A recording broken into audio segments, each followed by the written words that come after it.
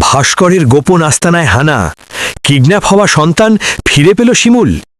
মধুশ্রীর সবচেয়ে বিশ্বস্ত সহযোগী ভাস্কর, যার হাতেই বন্দি শিমুলের প্রাণের ধন, সেই নিষ্পাপ সন্তান।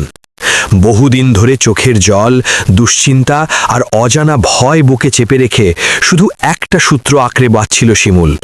অবশেষে সেই সূত্রই তাকে পৌঁছে দেয় ভাস্করের ছায়ার পিছু পিছু। নীরবে সাবধানে ভাস্করের পথ অনুসরণ করতে করতে শিমুল ঢুকে পড়ে এক ভয়ঙ্কর গোপন আস্তানায়, যেখানে দিনের আলো পৌঁছায় না আর কান্নার শব্দ চাপা পড়ে চার দেওয়ালের ভেতর। শিমুলের বুক ধরফর করতে থাকে, কারণ সে জানে একটা ভুল মানেই সব শেষ। ঠিক সেই মুহূর্তেই নাটকীয় মোড়। ডান টানা! হঠাৎ করেই সেখানে হাজির হয় পুলিশ। পুলিশের কড়া নির্দেশে ভাস্করকে বাচ্চাটিকে সামনে আনতে বলা হয়। চারপাশ নিস্তব্ধ, সবার শ্বাস বন্ধ হয়ে আসে। কিছুক্ষণ পর এক রহস্যময়ী মহিলা কোলে করে নিয়ে আসে সেই শিশুকে। ধীরে ধীরে সে এগিয়ে আসে শিমুলের দিকে, আর মুহূর্তের মধ্যেই শিমুলের কাঁপতে থাকা হাতে তুলে দেয় তার হারানো সন্তানকে।